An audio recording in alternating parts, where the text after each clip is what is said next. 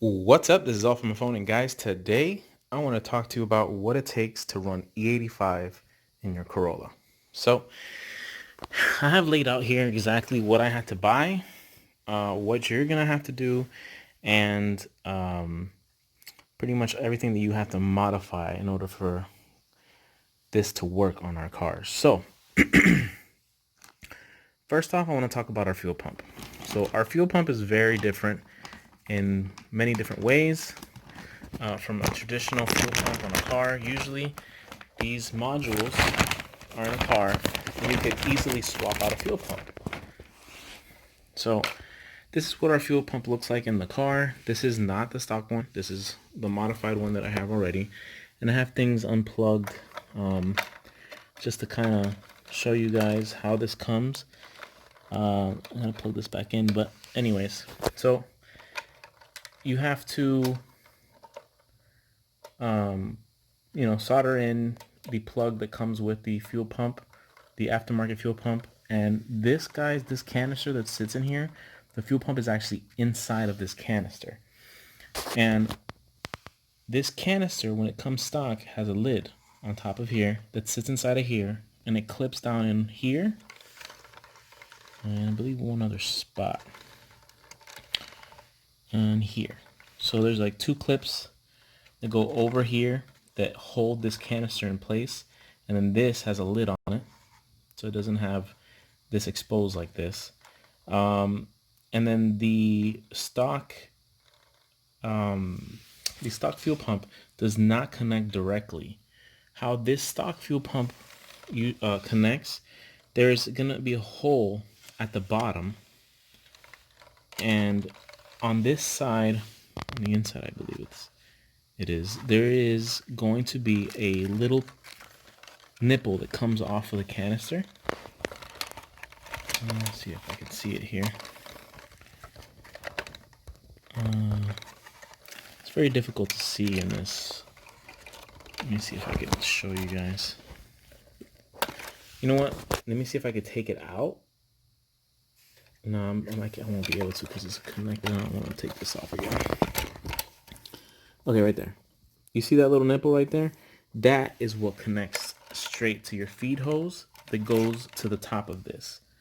And the problem with that is, guys, is that there is a in-tank fuel pressure regulator that sits underneath that nipple, and it passes the fuel through that fuel pressure regulator, and then it goes up the nipple and out to the feed line. So it's very weird. It kind of like the fuel pump gets pressurized in this little canister when this is sealed off. It pushes it out through a little hole into that little nipple area where the fuel pressure regulator is, and then it shoots it up into your line. But on an aftermarket, the feed line comes right off of the fuel pump. So the issue with that is that you can't run your stock fuel pressure regulator because it doesn't work. It would have to be in line, and it's not. So pretty much what you have to do is you have to run an aftermarket fuel pressure regulator. As you can see here, this fuel pressure regulator sits over by the fuel rail, and another issue is that our fuel rails are returnless, which means there's no line going back into the fuel pump or the fuel tank. So you have to run an aftermarket fuel pressure regulator and then run a return. So you have to get a fuel rail. So guys, these are all things that I figured out like after I bought like the pump and all that stuff. So I bought this fuel rail, guys, from Radium. They sell some cool stuff. They sell some stuff for Ks, for 2ZZs. And if you see here, it's got a nipple for the feed into the regulator, and then you could run your return off of this side here, which this is just pretty much like a seal. So you're gonna run a return off of this. And the way I'm gonna run the return is I bought some AN fittings, because this is an AN fitting here, and this AN fitting is a 8-to-6 AN fitting. So the portion that screws into here is 8, and then the feed for the AN line is a 6. So these are 8-to-6 AN fittings. So I have to get 2 extra AN fittings. One is going to be for the top of the tank for my return. I'm just going to screw it into the top of the tank. Uh, what I did here is I got a 1/2 inch drill bit and I drilled it out, and then I just started drilling out little by little to fit this so that it's nice and tight. When I screw it in there, it's a nice and tight fit, and then the O-ring that's on this will seal it up against the top of this so that there's no vapors coming out of this. I tried it at work with the AN fitting that came with the rail, and it fit nice and snug, so I shouldn't have any issues. It's a return line, guys, so there's not going to be that much pressure coming out into the return, so I shouldn't have any issues doing it that way. So it's a lot. Like, it's obviously a lot that you have to do. So on top of that, there is on the fuel rail, so I can show you what needs to be done. It comes with a spot for the stock dampener that goes on your stock fuel rail. You have to take it out of the stock fuel, and there's instructions on how to do this online. They provide you the place where to do it online, like to find the instructions. And it's very simple. They give you all the stuff for this, like all of it. They even give you to take off the fuel line. Like, it's a really nice kit. Very professional, very well done. It comes with fittings to put your stock pipe back in there. Like, it's very, very well done. Like, very nice kit. Does not come with these extra ones, but I went to American Motorsports that's like right by my house. Both of these cost me 20 bucks, so not bad. So the way I'm gonna run this, guys, is my return line, because I'm running E85. I got some steel braided line from eBay for the return. This is gonna go on top of here once I have my AN fitting. You see here?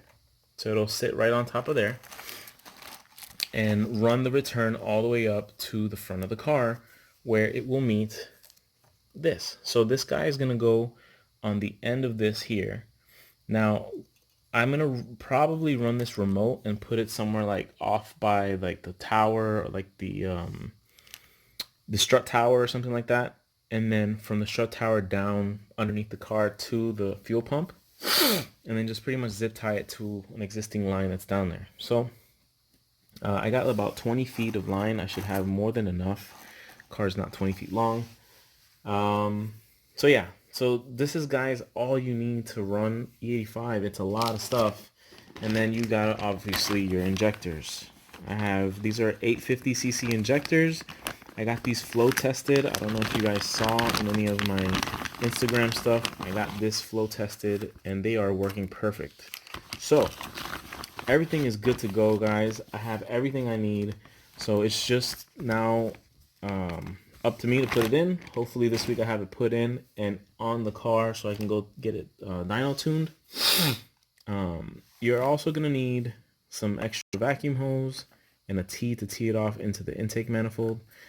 I will be videoing this, guys. I just wanted to show you what it takes to get E85. It's a lot. Excuse me. And people have just been scared to do it because I think it's the fuel pump that scares most people.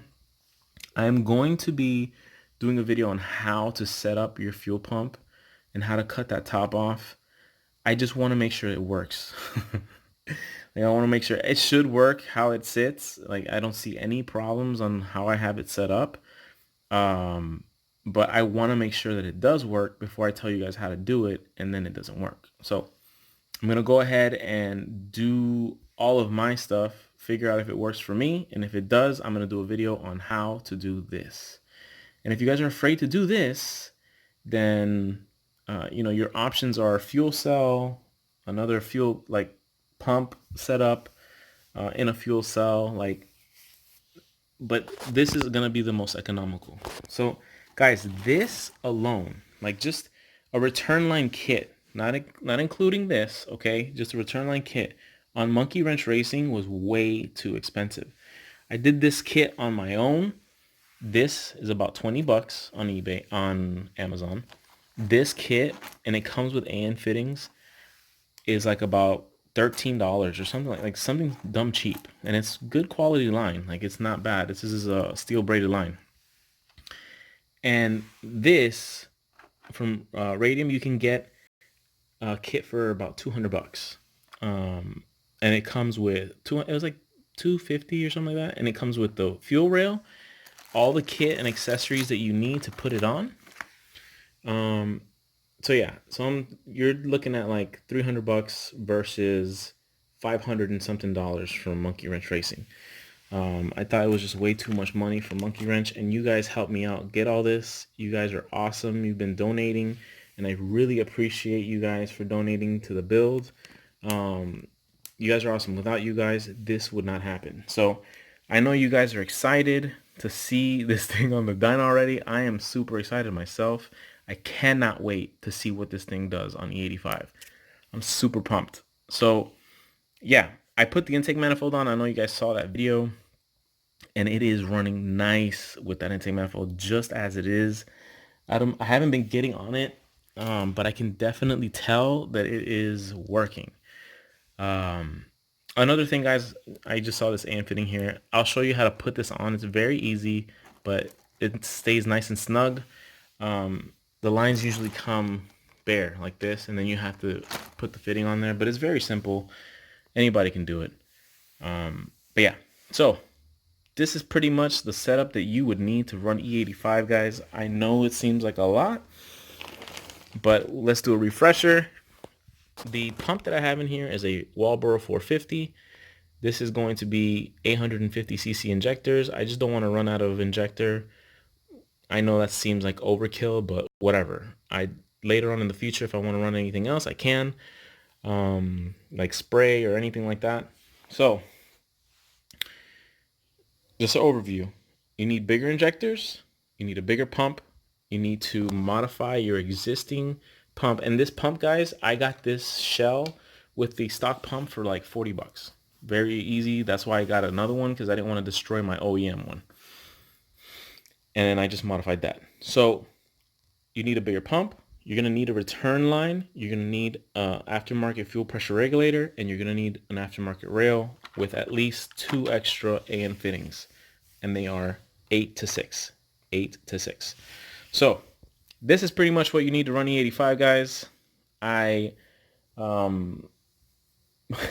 committed to it because I really wanted to see one of these things on E85. If you look on the internet, you barely see any of them with E85, and if you do, they don't tell you what they did. Like, and most of them are in like MR2s or Celicas, but I don't think I've seen E85 Corolla, because of the fact that we are the only ones for some reason that have a different pump.